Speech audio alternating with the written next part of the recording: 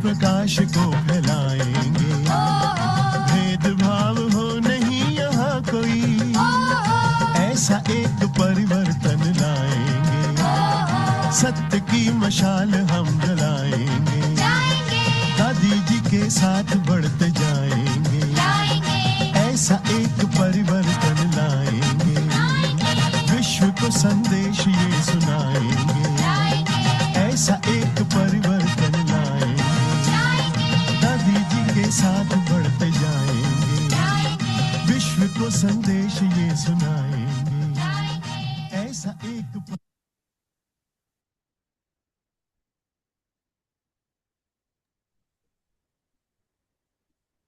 ओम शांति।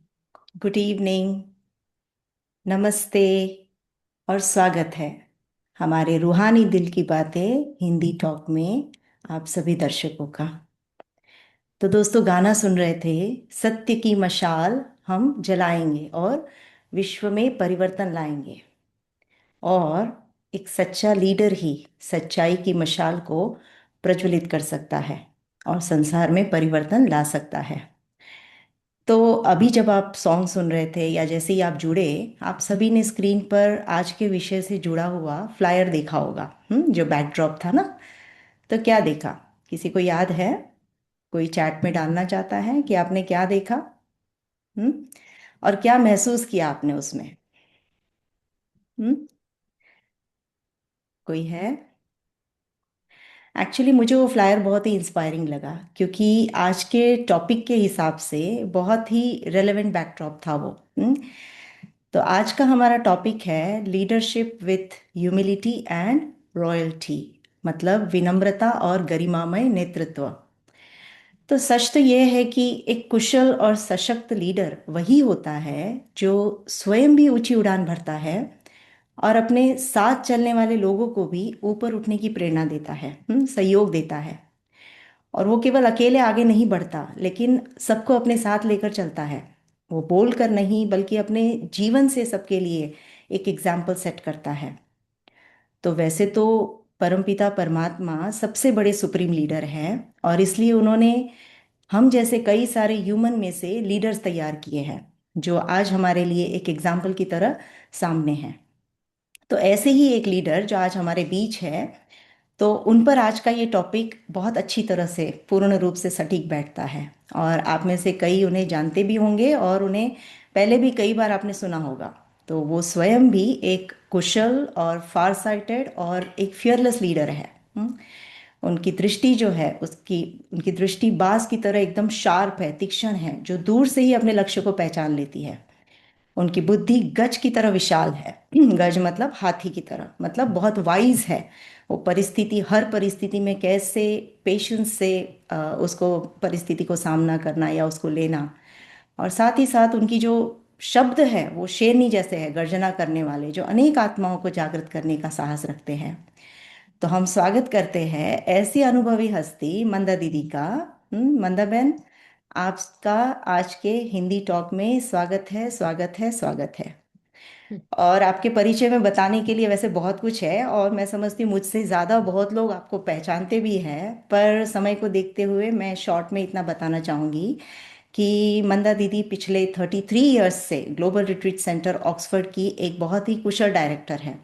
और साथ ही साथ आप यूके और यूरोप के भी कई ब्रह्मा कुमारी केंद्रों की एक्टिविटीज़ को सुचारू रूप से ओवरसी करती है, मैनेज करती है। आप बाल्यकाल से ही ब्रह्मा कुमारीज की सदस्य है और राज्यों का अभ्यास करती है, कराती है। और आपने अपने यंग एज में ही परमात्मा की सेवा के अर्थ अपना संपूर्ण जीवन समर्पित किया है। ब्रह्मा कुमारीज की कई सारी मैनेजिंग एक्टिविटीज़ में भी आपका पूरा पूरा योगदान है। तो मैं रिक्वेस्ट करना चाहूँगी मंदा बहन को कि आप हमको आज के टॉपिक के बारे में और विस्तार से बताएं, और कैसे हम एक सशक्त लीडर हम भी बन सकते हैं, या कैसे हम इस संसार को परिवर्तन कर सकते हैं। और मैं हमारे सभी दर्शकों को भी विनम्र अनुरोध करना चाहती हूँ कि हमारे स्पीकर को रिस्पेक्ट देने के प्रतीक रूप में क्या करेंगे आप? आप सभी जानते हैं कि आपको क्या करना है। तो जो भी कंफर्टेबल है, कृपया अपना वीडियो ऑन करके आप मंदा बहन जी का स्वागत करें। और अब हम सुनेंगे मंदा बहन से लीडरशिप स्किल्स के बारे में। Thank you. ओम शांति। ओम शांति शिवाली बहन, आपने तो बहुत बड़ा इंट्रोडक्शन दे दिया। वैसे ऐसा इंट्रोडक्शन देने की कोई ज़रूरत नहीं होती है, क्योंकि सबसे बड़ा सबूत तो यही है कि हम कौन हैं, कैसे किसी के साथ व्यवहार में आते हैं। तभी किसी को पता चलता है कि किस प्रकार के कोई व्यक्ति हमारे सामने हैं। तो मैं समझती हूँ सबसे बड़ा परिचय तो यही है कि हम एक दूसरे के संपर्क में आए, एक दूसरे को जाने और समझे, तभी अपने, क्या कहेंगे, पर्सनालिटी कहो या अपने गुण कहो या जो है वो समझ में आते हैं। तो सही बात है कि आज का ये विषय बहुत ही बड़ा विषय है और बहुत ही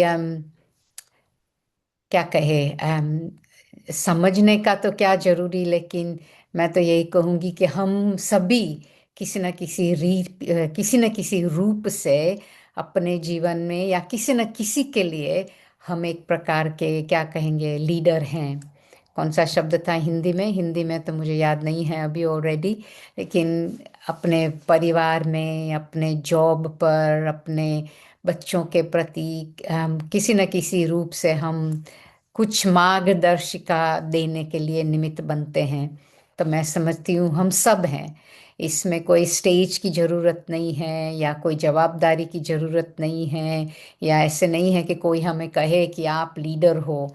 ऐसी बात नहीं है। लीडर किसी को क्या कहें, वो टाइटल नहीं मिलता है किसी को ऐसे। अगर टाइटल हमको पहले चाहिए तो फिर तो काम में गड़बड़ी हो जाएगी। इसलिए सबसे हम पहले, अब जितना हम व्यवहार में आएंगे उसी अनुसार फिर सबको हमारे बारे में पता भी चलेगा। तो मैं कहूँगी सबसे पहले आप सब यहाँ आए हो आज के दिन, तो बहुत अच्छी बात है और हमें भी खुशी है कि आप आए हैं। तो और क्या है, जब कैमरा किसी का चालू नहीं होता है ना, तो पता नहीं चलता है कौन क्या कर रहा है। चाहे शायद आप और भी कुछ काम कर रहे होंगे, सब बहुत बिजी होते हैं, तो दो दो काम भी करते होंगे।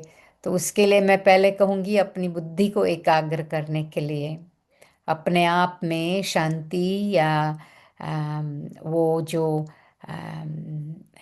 साइलेंस की शक्ति हमें चाहिए, वो हम दो काम करने से नहीं हो सकती हैं।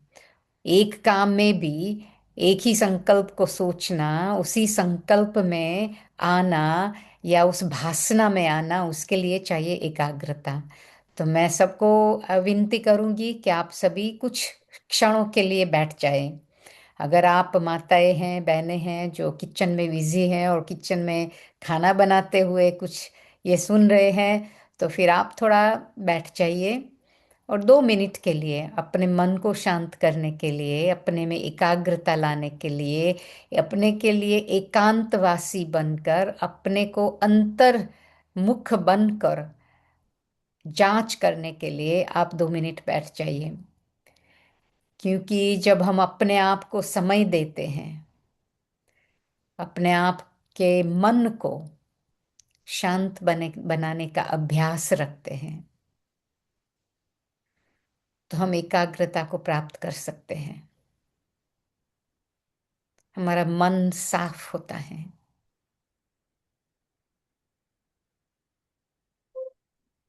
हमारा मन शक्तिशाली बनता है।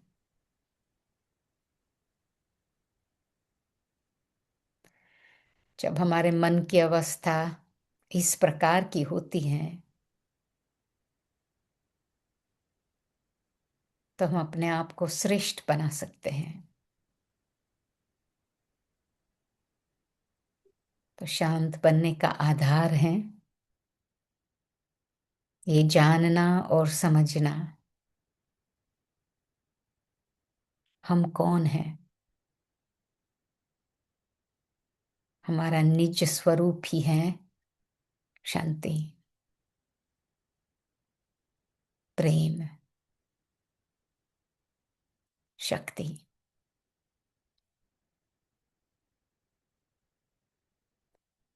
वे अपने अंदर जाके अपनी सांस को देखें। आप देखेंगे अपनी सांस एकदम शांत, धैर्यवत हो जाती है और गहरी हो जाती है।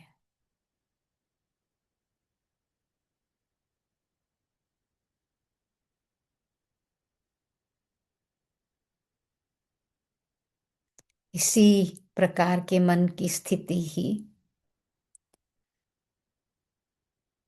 किसी के लिए प्रेरणादायक बनती है।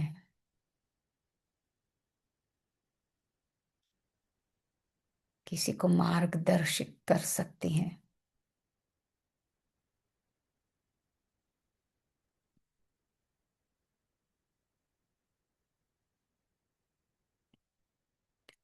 हम कौन हैं?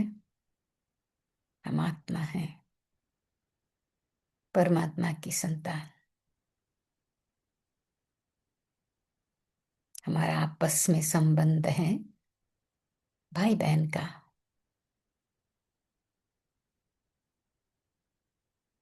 हमारा आपस में व्यवहार है मित्रता का। यही मित्रता हमें अपने जीवन में मदद करती है।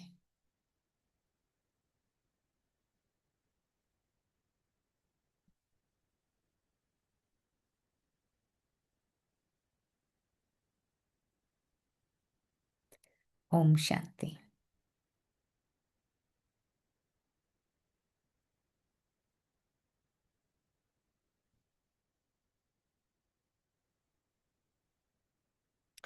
नम्रता बहुत ही बड़ा विषय है, बहुत ही बड़ा गुण है। लेकिन ये गुण अपनी बुद्धि से नहीं प्राप्त हम कर सकते हैं। नम्रता को अपने अंदर लाने के लिए हमें क्या करना होगा? नम्रता से लोग डरते हैं, यानी कि समझते हैं कि अगर हम बहुत नम्र बनेंगे तो लोग हमारा फायदा उठाएंगे, हमारे से गलत व्यवहार करेंगे, हमारे ऊपर अपना जोश चलाएंगे, और फिर हम जो करना चाहते हैं, जो बनना चाहते हैं, वो हम नहीं बन सकेंगे। तो फिर क्या करते हैं? हम अपने आप को सुरक्षित रखने का पुरुषार्थ करते हैं। तो उसमें हम फिर अपनी नम्रता खो बैठते हैं, क्योंकि हम क्या करेंगे? पुश बैक, यानी कि हम भी फिर अपने आप को बचाने के लिए, सेफ रखने के लिए, हम सामने वाले व्यक्ति से जैसे हमारा जोश दिखाएंगे, हमारी बड़ी पर्सनालिटी दिखाएंगे, हम बहुत अच्छे हैं ऐसा दिखाने का प्रयत्न करेंगे। तो ये सब प्रयत्न करने में ही हमारा अभिमान फिर किसी के सामने प्रस्तुत हो जाता है। और आजकल की दुनिया में तो सभी इसी प्रकार से जीते हैं। तो क्या है, इसी प्रकार से सब करते हैं, तो हम अपने आप को भी जैसे समझते हैं कि अब सब करते हैं तो हम भी करें। अगर हम ऐसे नहीं करेंगे तो लोग हमको कच्चा खा जाएंगे या हमारे को दबा देंगे, हम उसके दबान में आ जाएंगे। तो एक्चुअली देखा जाए तो हम जब नम्रता, विनम्रता की बात करते हैं, तो विनम्रता आती है अपने स्वमान से। अपने अंदर के अस्तित्व को हम जानते हैं, हम कौन हैं, हम कैसे हैं। हमें किसी को अपने आप को सिद्ध करने की जरूरत नहीं है। अगर हम सिद्ध करने का प्रयत्न करेंगे तो फिर उसमें हमारा अभिमान आ जाएगा। और लोग कैसे सिद्ध अपने आप को करते हैं? सिद्ध करते हैं अपने आप को अपने आइडियाज के ऊपर, यानी कि हमारी आइडिया ठीक है, हमारे विचार ठीक हैं, अच्छे हैं और प्रैक्टिकल हैं और जीवन में आने चाहिए। कोई भी, चलो हमारे आइडिया हैं भी ठीक, लेकिन अगर हम जोश करते हैं तो हमारी अच्छी आइडिया वो हमारे अभिमान में छिप जाती हैं। तो अगर छिप जाएंगी तो फिर हमारे में जो असली शक्ति है, हमारे आइडिया की भी असली शक्ति है, वो किसी के सामने पहुंचेंगी नहीं, उसके अंदर पहुंचेंगी नहीं। तो नम्रता माना अपनी अपनी अस्तित्व को पहचानना। नम्रता माना अपने सिद्धांत को जानना, अपने मूल्य को जानना और उसके ऊपर चलना। कौन क्या समझता है, क्या कहता है, किस प्रकार से कहता है, उसका वैसे हमको थोड़ा भी अगर ओना होगा ना, तो हम उसमें बिजी हो जाएंगे कि और हमें क्या समझते हैं। ये भी एक प्रकार का कुछ करने के पहले हमारे में अभिमान आ जाता है। हम इसको कहते हैं देह अभिमान। हमारी रूहानी भाषा में, आध्यात्मिक भाषा में हम शब्द यूज करते हैं देह अभिमान। हम जब नए नए ज्ञान में आए ना, या तो ज्ञान में तो आए भी नहीं थे, लेकिन ये शब्द सुना हमने कि देह अभिमान। तो मैंने कहा, मैं 19 साल की थी उस समय, तो हमने कहा हमारे में कोई देह अभिमान नहीं है, इसलिए हमको आत्म अभिमानी बनने की जरूरत नहीं है। ज्ञान के पहले की बात है, ज्ञान में चलना शुरू किया उसके पहले की बात है कि हमारे में देह अभिमान नहीं है। छोटे थे तो क्या समझे अभिमान क्या है, देह अभिमान क्या है। लेकिन जब समझ आई कि आत्म अभिमानी स्थिति क्या होती है, आत्म अभिमानी स्थिति है शांत स्वरूप, प्रेम स्वरूप, शक्ति स्वरूप। वो स्थिति जब समझ में आती है तब पता चलता है कि देह अभिमान क्या है। देह अभिमान है टोटली स्थूल बातों का भान, जिसमें हमारी बुद्धि हद से चलती है, जिसमें हमारी बुद्धि जो स्थूल बात है उससे परे नहीं जा सकती है। सूक्ष्मता या नम्रता कहो, वो नम्रता जो देखी हुई बातों से निर्णय नहीं लेती है। नम्रता वाला व्यक्ति जो जो दिखाई देती है चीज या व्यक्ति, उनके पीछे क्या है, उनकी वृत्ति क्या है, उनका इरादा क्या है, वो समझकर उनके साथ व्यवहार करते हैं। और नम्रता सूक्ष्म इसलिए है कि नम्रता और अभिमान, उसमें बहुत ही फाइन लाइन है, यानी कि बहुत ही नाजुक लाइन है। एक सेकंड हम नम्र हैं, लेकिन दूसरे सेकंड में अभिमान आ जाएगा, पता नहीं चलेगा अगर हमारे में स्वमान नहीं है। तो सबसे पहले हमें अपने अंदर स्वमान बढ़ाना है। और आज कोई भी हो, कोई भी व्यक्ति हो, कितनी भी बड़ी उसकी पोजीशन हो संसार में, चाहे पॉलिटिकल लीडर हैं या रिलीजियस लीडर हैं या कोई ऑर्गेनाइजेशन के लीडर हैं, कोई भी हैं, देह अभिमान है मतलब नम्रता की कमी। देह अभिमान सबको है, इससे कारण ही अपने में, अपने व्यवहार में जोश होता है या फोर्स होता है या गुस्सा आता है या अधीर्यता आती है। तो फिर जो औरों के साथ कार्य करते हैं ना, वो भी कार्य फिर जैसे अपने फोर्स से चलाते हैं। उसमें क्या होता है, जो जिस सामने वाली व्यक्ति है, जिसके ऊपर अपना फोर्स हम चलाते हैं, वो बेचारा दब जाता है। और वो हमारे कहने से करेगा, लेकिन प्यार से कर रहा है, समझ से कर रहा है, जान के कर रहा है, या हमारे जोश पर चलाने से चल रहा है। तो आजकल वैसे वेस्ट में खास ये कहावत है, कहावत तो क्या, द आइडिया है सर्वेंट लीडरशिप।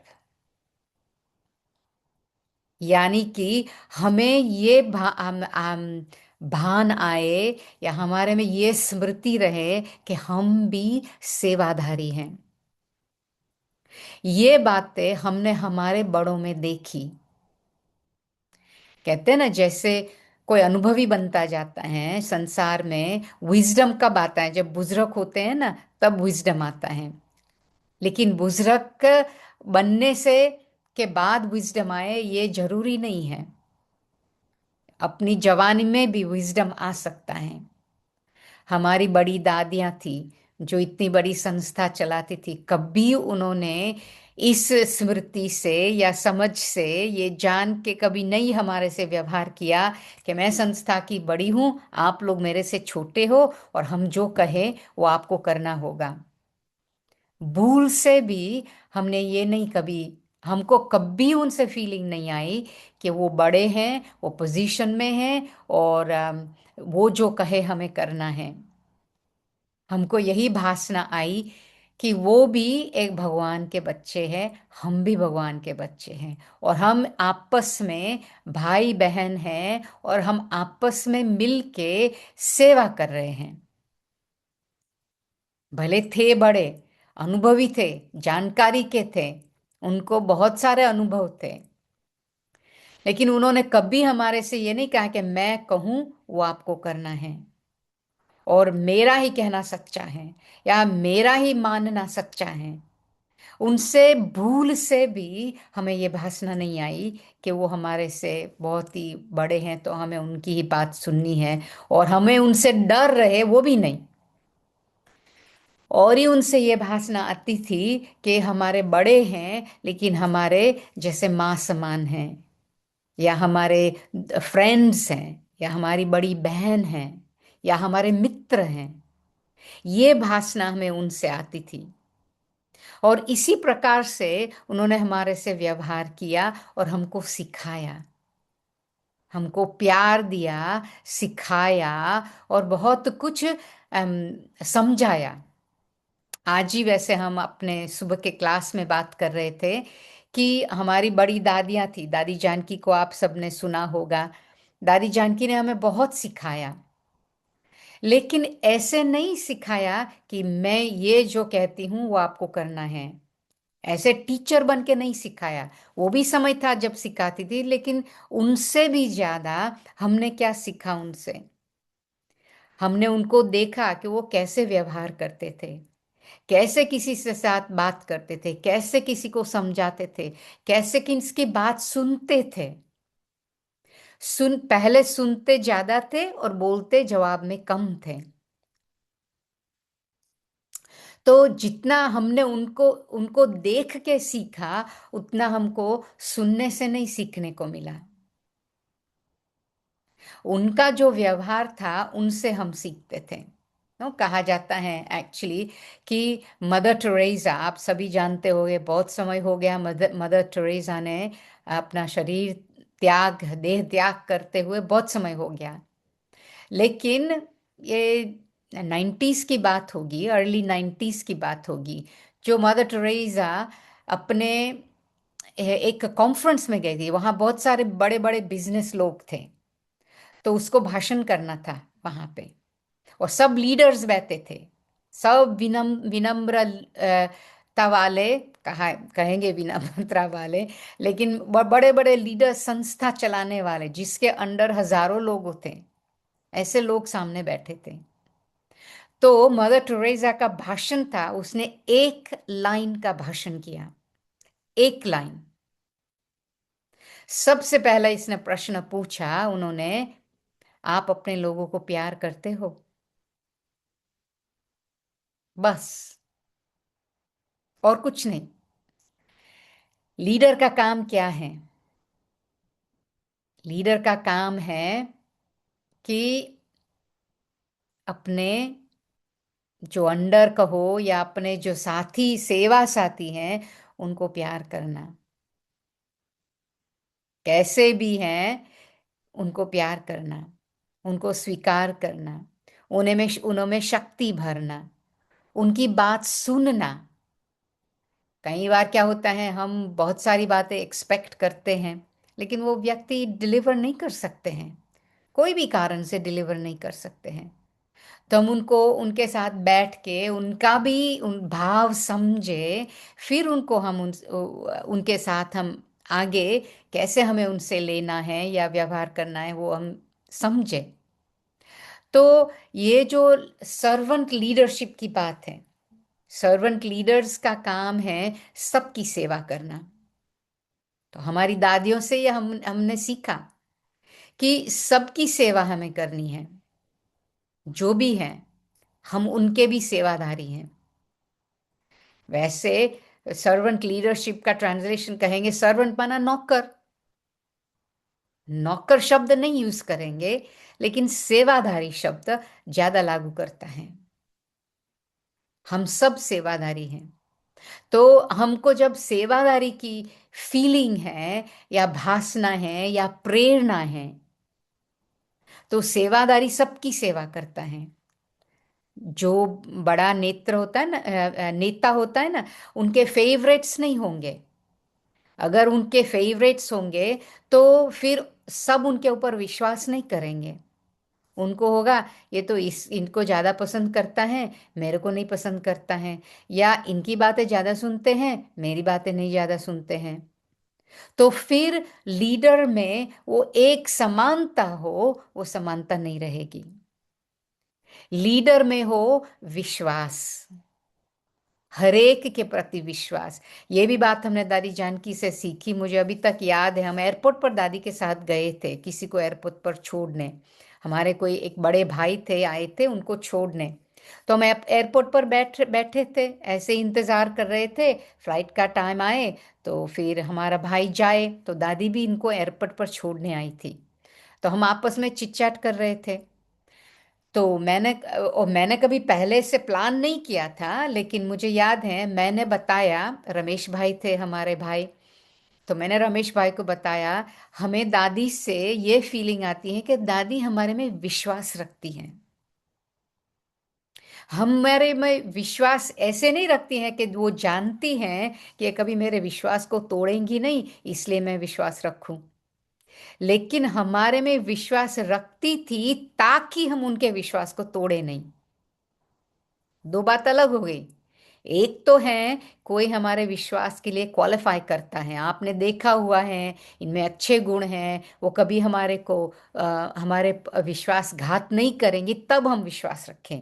ये एक बात है। दूसरी बात है, बहुत ही श्रेष्ठ बात है, कि आप ऐसा विश्वास रखो किसी के प्रति जो उनमें से जो भी विशेषताएं हैं वो ऊपर आएगी, तो उनको भी शौक रहेगा, उनको भी अच्छा लगेगा, वो कभी आपका विश्वास तोड़ेंगे नहीं। ये हैं सच्चे सच्चे लीडर की क्वालिफिकेशन।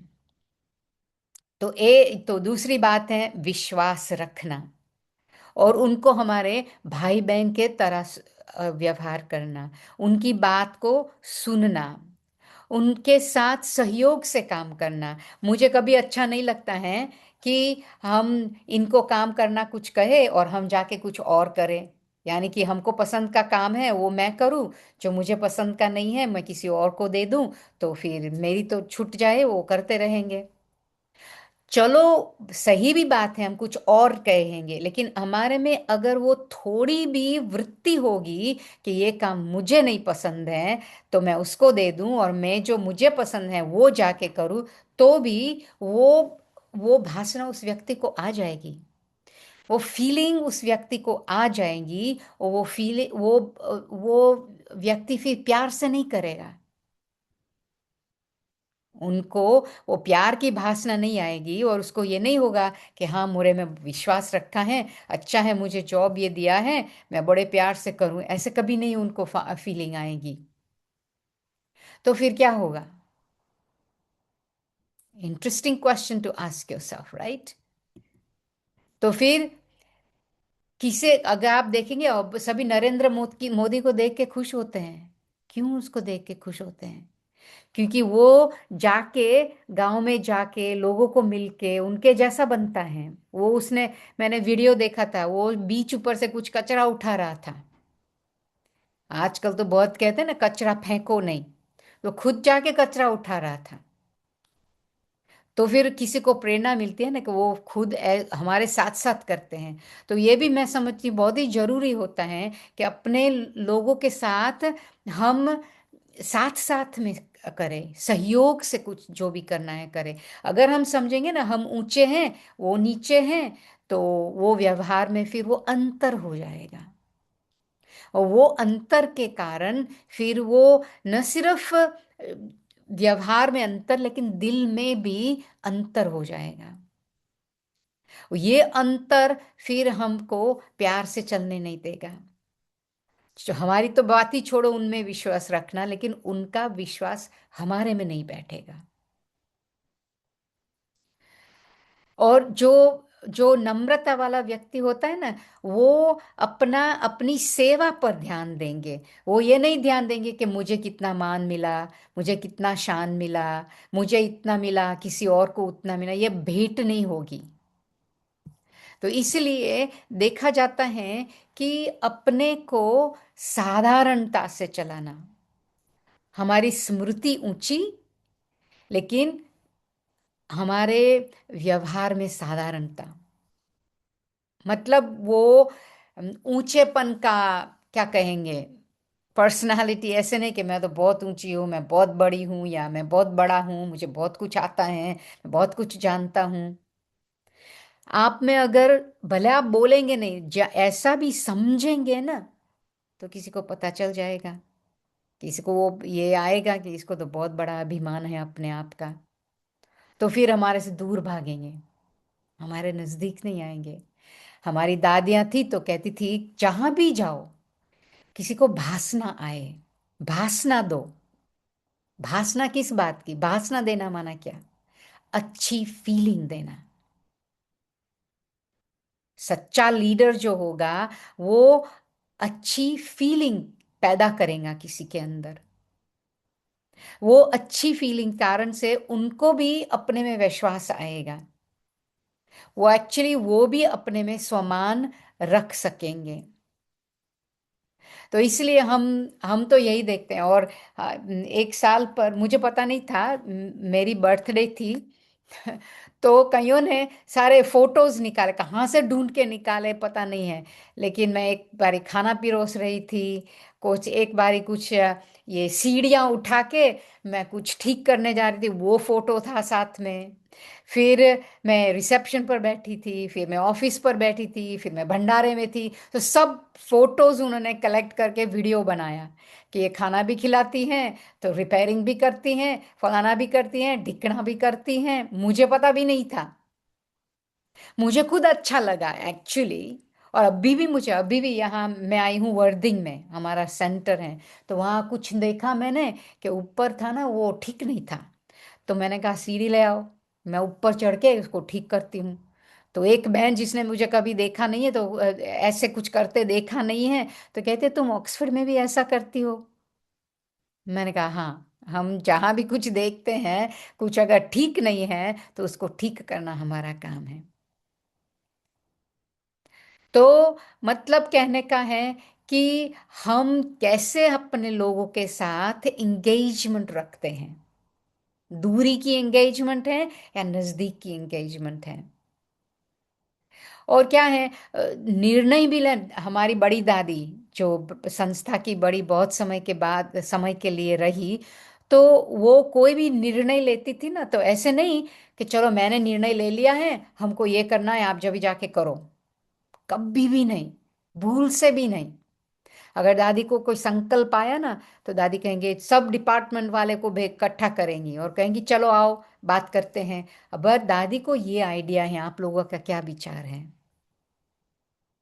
ऐसे कभी नहीं कहेंगी दादी को ये आइडिया है, आप लोग अभी इस आइडिया को अमल में लाओ। कभी भी नहीं। एक बारी दादी को प्रेरणा आई कि 1 लाख लोगों का संगठन होना चाहिए। तो दादी ने सबको इकट्ठा किया। और दादी कहती हैं कि अच्छा, दादी को ये संकल्प आया है कि हमको 1 लाख का संगठन बनाना चाहिए बड़े बड़े शहरों में, और उनको परमात्मा का संदेश दिया जाए। आप समझ सकते हो, भले इंडिया है बड़ा, इंडिया की आदमशुमारी भी बहुत है, लेकिन 1 लाख लोगों को एक स्थान पर इकट्ठा करना कम बात नहीं है, बहुत बड़ी बात है। लेकिन दादी की दिल इतनी साफ थी, दादी की दिल में और कुछ नहीं था, सिर्फ सेवा भाव, सबको फायदा मिले, करने वालों को भी और उनसे प्राप्ति लेने वालों को भी फायदा ही फायदा हो, यानी कि उनकी जीवन में सुख आए, उनकी जीवन में शांति आए, उनको परमात्मा का संदेश मिले। बस यही इंटेंशन और कुछ नहीं, यही इंटेंशन हमारी दादी में थी। तो सबने कहा हाँ दादी करेंगे, क्यों नहीं करेंगे। तो सबसे पहले थोड़े ही समय के अंदर हमारी सरला दीदी जो अहमदाबाद में थी, उसने प्रोग्राम किया, 1 लाख का संगठन बनाया। तो अगर हमारे नेता में हमारे नेता इतने नम्रता वाले नहीं हैं तो ये नहीं कर सकते हैं, उनको इतना सहयोग भी नहीं मिलेगा।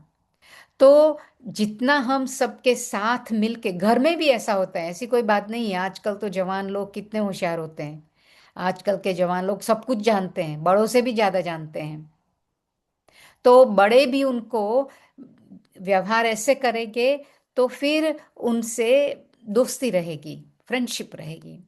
हमारी लौकिक बहन है, वो भी हम देखते हैं, उनको बच्चों के जैसे माँ है और मैं माँ हूँ, मैं जानती हूँ, ऐसे नहीं चला सकती हैं। वो खुद कहती हैं, उनका बच्चा था ना, 12-13 साल का था, उसको नया गेम मिला था खेलने के लिए, तो सारा समय उसमें ही खेलना था उसको। तो मेरी बहन ने उसको बुलाया और कहती हैं, देखो मैं समझ सकती हूँ कि तुम्हें खेलना है, लेकिन तुमको ये भी होमवर्क भी करना है और ये भी करना है। अगर ये, तो आप जान लो कि आपको खेलने की छुट्टी है, लेकिन ये सब काम भी आपको करना है, आपका होमवर्क करना है, ये काम भी करना है। फिर आपको जितना खेलना हो इतना खोलो। मैं तुम्हारे लिए पुलिसमैन नहीं बनूंगी, कहती है, मैं तुम्हारे लिए पुलिसमैन नहीं बनूंगी, मैं तुमको ये समझा रही हूं, तुम फिर समझना। बिल्कुल वो लड़का, 12-13 साल का लड़का समझ गया, अपनी अपना होमवर्क भी करने लगा, अपना और काम भी पूरा करके फिर वो खेलने लगा अपनी गेम्स में।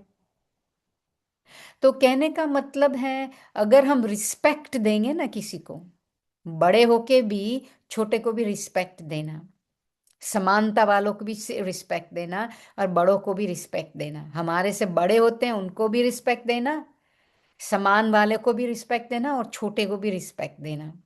लेकिन कैसे रिस्पेक्ट देना है उसमें अंतर है।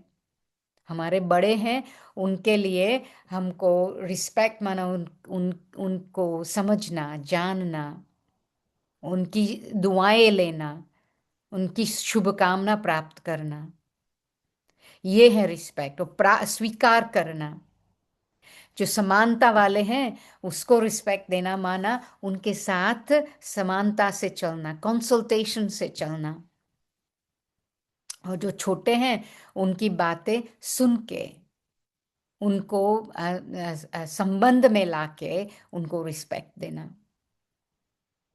तो रिस्पेक्ट भी एक बहुत बड़ी बात हो जाती है। और हमारी गुलजार दादी है ना, वो कहती थी, उनकी 10 बात आप सुनेंगे ना, तब आपकी एक बात वो सुनेंगे। ये है आजकल संसार की हालत। तो ऐसे नहीं कि आपकी 10 बात आप सुनाओ और वो चले और फिर आप उनकी एक बात सुनो। कोई भी है बड़ा हुआ माना ये नहीं कि हमारी बात वो सुने, लेकिन और ही हमें उनकी बात सुनना है। और दादी जी कहती थी, 10 बात उनकी, आप 10 बारी आप उनकी बात सुनेंगे तब आपकी एक बारी बात सुनेंगे। उसमें भी हमें देखना है कौन सी बातें सुननी है और कौन सी एक बात पकड़नी है जो उसका उसका क्या कहेंगे, उसका कौन सी बहुत बड़ा हो। चुननी है एक बात वो, जो हम बात उनसे कराना चाहते हैं। तो ये लीडरशिप संस्था की नहीं, लेकिन माँ है या बहन है या पति है या पत्नी है, सब एक दूसरे के लीडर हैं। एक दूसरे के व्यवहार में आने वाले हैं। तो मैं यहाँ रोकती हूँ, और अगर आप किसी को कुछ कहना है या प्रश्न पूछना है तो पूछ सकते हैं। मंदबेन, जी। एक्चुअली एक दो क्वेश्चंस आए हैं। हाँ। पूछ रहे हैं कि अगर सामने वाला हमें लिसन नहीं कर रहा और हम्म। हमारे पास कोई ऑप्शन ही नहीं है, क्योंकि हमें साथ में काम करना है, हम्म। तो how to deal with that? अगर हमारी बात सुन नहीं रहा है ना अभी, तो हमें शांत रहना है। हमें अपने तरफ से जो करना चाहिए, करना है वो करना है, उसको उसके साथ काम करना है। लेकिन वो हमारी नहीं सुनता है, उसका मतलब नहीं कि हम उसको डिसमिस कर लें। नहीं तो फिर कोलैबोरेशन नहीं होगा। अगर नहीं सुनता है तो भी हमें अपने कारोबार के तरफ से शांति से, प्रेम से, धैर्यता से अपने को जो करना है वो करते रहना है। लेकिन और वो वाइब्रेशन फिर उनको पहुंचेगा, वो जरूर हमारी बात सुनेंगे। जरूर एक समय आएगा, आज नहीं तो कल, कल नहीं तो परसों, समय आएगा, वो फिर हमारे से हमारी बात को सुनेंगे।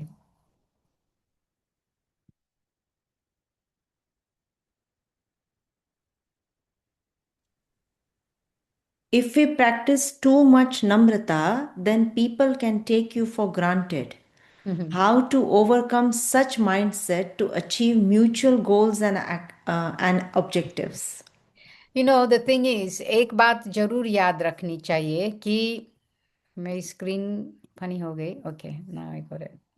नहीं, ऐसी बात नहीं है कि लोग हमारा फायदा उठाएंगे, हो नहीं सकता है। अगर हमारे में सच्ची नम्रता है तो कोई हमारा फायदा नहीं उठा सकता है। भले वो समझते हैं कि हमारा फायदा उठाते हैं, लेकिन वो फायदा उठा नहीं सकते हैं, क्योंकि नम्रता में वो शक्ति है। नम्रता में वो क्या कहेंगे, शुभ भावना है, जो एक दिन वो सुनेंगे ही। तो वो नहीं हो नहीं सकता। लेकिन हमें ऐसा नहीं होना चाहिए कि अभी मैं कहूँ, अभी जो मैं कहूँ वो होना चाहिए। नम्रता माना हमें इंतजार करना, धीरज रखना, और हम जो चाहते हैं कि अगर हम सच्चे हैं तो वो जरूर, वो एक दिन आएगा जब वो सुनेंगे जरूर। और किसी को कोई सवाल हो तो पूछ सकते हैं। कोई कोई क्वेश्चंस पूछना चाहते हैं? Okay. Om Shanti, sister. Nowadays, everywhere in any part of the world, racism issue at workplace. Because of that, career get destroyed. Even though as a success candidate have to suffer, become target at workplace. How to deal with it? Well, if you really feel that that's what it's, leave that workplace. Go somewhere else. Find somewhere else. We can't change other people's mindsets. If you've got somewhere else to go, then go. Otherwise, it takes a lot of patience. It takes tolerance to put up with these things. And one day they will see. One day. It might take time. But otherwise, you can always go somewhere else. Find another job. Don't put up with this sense of, bombardment or abuse. We don't have to put up with it nowadays, particularly, right? Very engaging chat. Okay, how to take care of the next generation in this no patience young generation? How to protect the young children who are becoming pawns in negative hands? Yes, absolutely. This is where we have to have so much love for them, so much patience for them. We have to create a vibration and energy in such a way that they're attracted to what we're generating. They won't get caught up if they receive the right nurture and right sustenance from us, then they won't get attracted. Even if they do, one day they will remember the feeling of safety that we generated for them. That's the thing.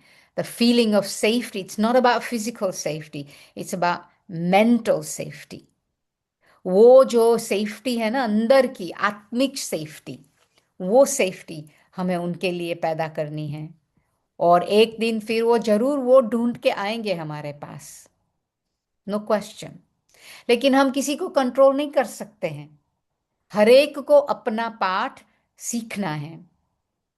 कई बार कई लोग सीखेंगे भूल करके सीखेंगे, अगर भूल नहीं करेंगे तो सीखेंगे नहीं, समझेंगे नहीं, जानेंगे नहीं। तो कभी कभी उनको भूल कर नहीं पड़ती, हम उनको कंट्रोल नहीं कर सकते हैं।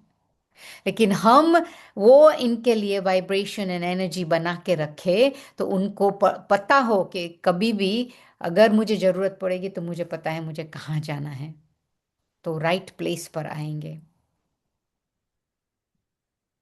Um, is using the word no very powerful to preserve self-respect? Sometimes, yes, it's a very powerful word. Sometimes you have to say no, but it's the way you say it. If you say it with force and anger, and sometimes I understand the feeling that something doesn't feel right inside of you and you need to say no, but you haven't got clarity about it, so you end up forcing, you end up saying no with a force, and then that doesn't feel good for you and it doesn't feel good for the other person. So that's why if I am going to say no, let me be ready inside myself. Let me understand very clearly why I'm saying no and also know how to say no. You do have to say no, but not with rejection and anger or frustration. Say no with self respect. Say no with clarity. Say no understanding why you're saying no. Again, I have the experience of that, but I won't go into that now. What is the thin line between humbleness, patience, and power to face, and when to use which power? Actually, there is no fine line in a sense. I think all of them go into one, goes into another. When you have one, you will have the other, and when you have the other, you'll have the third. It's not about even saying, okay, what do I do now? What do I choose here now? You have to kind of choose patience. Really choose patience, and patience gives you this. This space, if you like, to then tolerate, because patience is the fundamental value that's important. And when you are able to be patient, you slow down, you go inside yourself, and you're able to be quiet and silent, then tolerance will come as a result of that. So you don't have to choose and decide, is it this, is it that, is it the other? Just choose patience, and then tolerance will come. You will have the wisdom to know that that's what you have to do. भी हम ये last question लेते हैं. Is it wise not to be too close to someone who have been your friends for long but now you are on a different path? Is it what to, is it fine? Is it Why? wise Yeah. not to be too close to someone who Mm. have been your friends for long but now you are on a different path? Mm. I think you have to take that intuitively as well. And I think that when you have a different interest, they have a different interest, and you have a different interest, what will happen is that the path will automatically kind of move away from each other. You don't need to force yourself or them, but I think that if they're not to join you in your path, they will go one way, you will go another way, and it will happen automatically. I think that if you, and again, have patience, for let it take its own course. If you really end up forcing it, then that will feel like rejection and hurt to the other person, because you have got friendship. And sometimes their path might be different, but it's still possible to have friendship.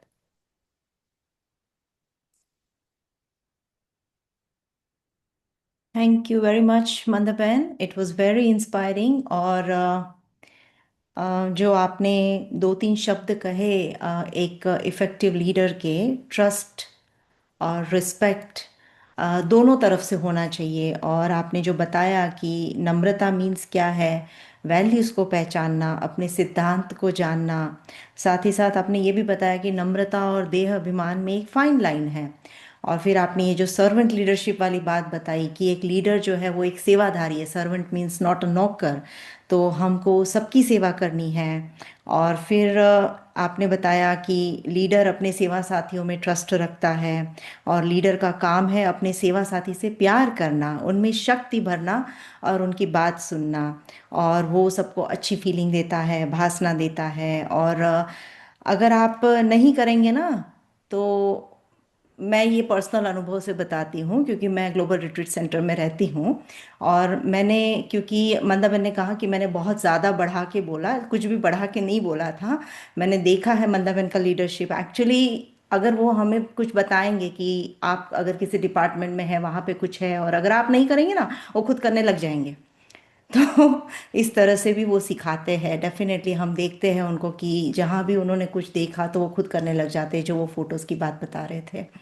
So anyway, thank you again. और मंदा बहन, आपने शुरू में already commentary कराया है, but फिर भी मैं रिक्वेस्ट करूंगी 2-3 मिनट कमेंट्री करा करके हम सबको मेडिटेशन कराए। ओम शांति। हम अभी प्यार से, आराम से एक स्थान पर बैठेंगे और अपने अंदर अंतर्मुख होकर प्रकृति के बीच में अपनी स्मृति को एकाग्र करके हम कौन हैं, हमारा निज स्वरूप क्या है, उसको बुद्धि में लाएंगे।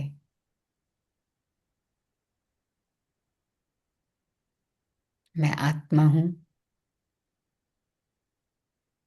मेरा निज स्वरूप है शांति। जब ये मैं सोचती हूं तो सारे अपने अंदर से शांति की भासना आती है। ये हमारा शरीर भी नीचे से ऊपर तक एक एक सेल में शांति अनुभव करता है।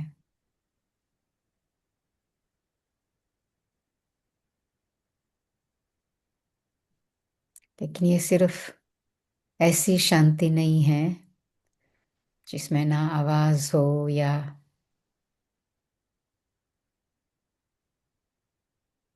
कुछ खिटपिट ना हो, लेकिन ये शांति में एकाग्रता, एकता,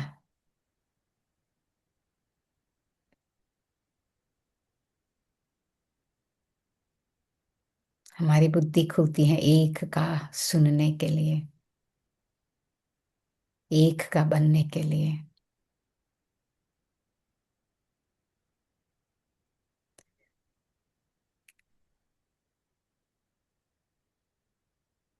परमात्मा की संतान मैं आत्मा भी परमात्मा स्वरूप ज्योति बिंदु हूं, और ये ज्योति हमारे संकल्प से जहां चाहे तहां वहां हम फैला सकते हैं।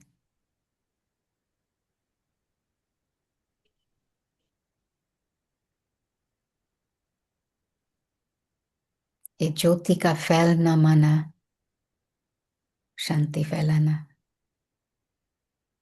प्रेम फैलाना, पवित्रता फैलाना, शक्ति फैलाना। और आजकल दुनिया में खास सभी को चाहिए प्रेम और शांति। तो मैं निमित्त बनूं,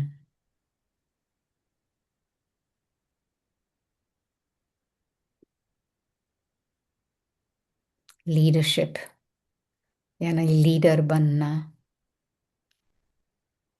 माना सभी की सेवा करना, स्थूल सेवा की बात नहीं है। अपने मन की शुद्धि से, अपनी शुभकामना से, शुभ भावना से किसी की सेवा करना।